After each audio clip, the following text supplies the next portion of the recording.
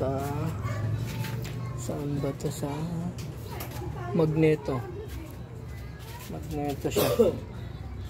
Ayan, may nakasulat siya, makikita natin. Positive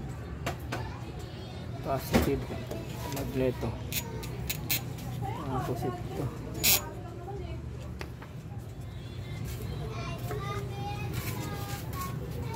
papunta siya rito. Ito yung ground.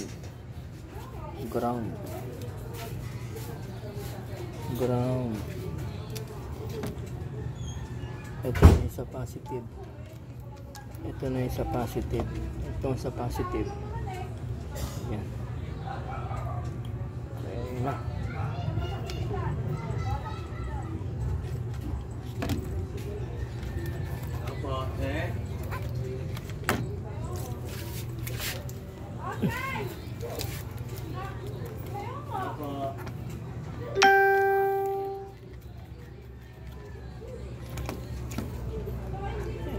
Ito ba?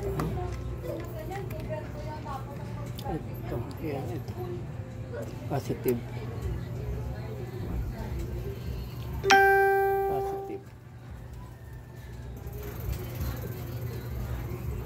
Ito rito. Tapos ito, papunta siya dito sa diode. Magkadikit silang dalawa. Ito, papuntang ground. Ito ay positive battery.